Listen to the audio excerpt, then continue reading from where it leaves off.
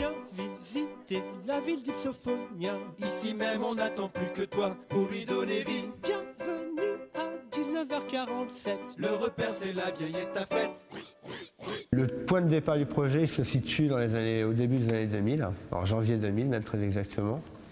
Donc où j'avais eu le thème principal qui a donné son nom pendant un temps à l'opéra rock. Donc c'était Boubou, pas plus compliqué que ça. Et au fur et à mesure, à force de trouver d'autres trucs, j'avais écrit un premier album concept qui s'appelait Bienvenue chez les Taupes, qui était donc un peu inspiré d'opéra rock, plus album concept qu'autre chose. C'était vraiment ça la finalité. Et faute de moyens à l'époque et puis sans doute de maturité, j'ai laissé ce projet là, un peu dans les oubliettes pendant un certain temps. Et c'est 10 ans plus tard que, après avoir sorti les 3 premiers albums, ça m'a tilté de reprendre le projet de A à Z et de le réécrire complètement.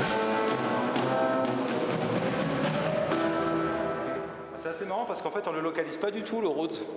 Ça fait vraiment comme s'il y avait une sono en fait, tu sais, qui était dedans.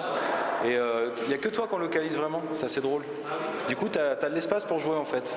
La Maison du Peuple ne se prête pas forcément à ce qu'on puisse jouer tout le spectacle parce qu'il y a des passages très rock, très rapides. Avec la résonance qu'il y a, c'est plus compliqué. Mais du coup, ça se prête quand même à certains extraits du coup qu'on a choisi un peu spécifiquement pour. Et ça nous permet aussi de faire de la projection vidéo, du clip qu'on a réalisé par ailleurs il n'y a pas si longtemps que ça. C'est en quasi 20 ans qu'elle s'est bâtie. Architecturalement elle a pris un bout par là, un bout par ici. Un bout par là, voici la voilà.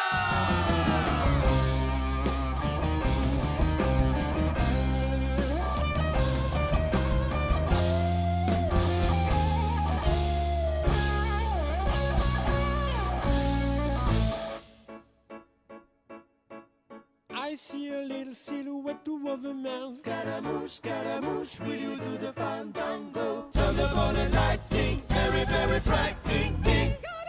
Galileo, Galileo, Galileo Figaro. Le clip qu'on a fait, ça reprend juste un extrait de l'opéra rock, effectivement, auquel on a enchaîné avec Bohemian Rhapsody. Mais à aucun moment dans l'opéra rock tel qu'on l'a enregistré, il est question de Queen ou de citation de qui que ce soit. Oui, mais ce sont quand même des racines. Par contre, oui, ce sont clairement même les influences sans lesquelles certainement que plein de ce qu'il y a dans Ipsophonia 19h47 ne me serait pas venu si j'avais pas connu les inspirations de Queen, de Supertramp, de Beatles.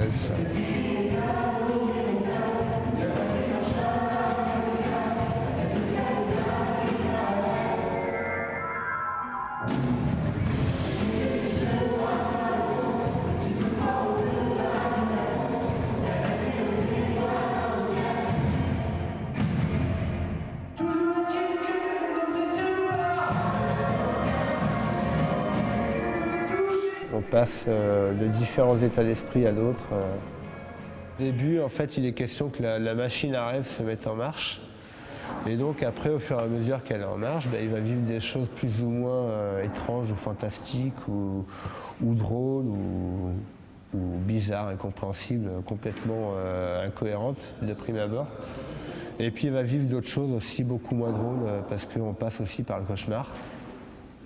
Et puis aussi, il va se balader dans les deux sens, dans la frise chronologique de toute sa vie, c'est-à-dire qu'on peut le voir tout jeune, enfant, on peut le voir en début de vie adulte ou un peu plus âgé, voire même on peut le voir à l'aube de ses derniers jours.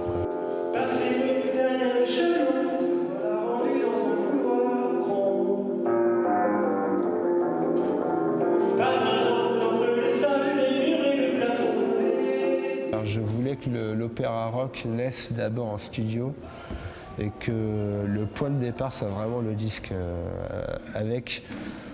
parce qu'en fait à chaque fois j'avais toutes ces musiques qui me venaient, j'avais aussi l'arrangement très précis qui me venait en tête et je voulais que le point de départ soit vraiment ces couleurs-là que j'entendais au départ avec les arrangements très spécifiques. Et donc maintenant qu'on a enregistré, qu'on s'est bien cassé le cul à faire l'enregistrement avec toutes les petites subtilités de studio, ben maintenant là je suis complètement enclin et je demande que ça, quoi. C'est que le Ipsophonia vive et évolue au fur et à mesure des représentations scéniques.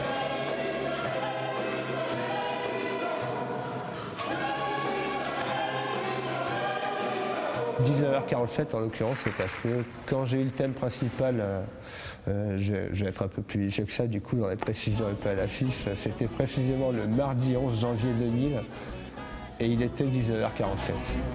On est des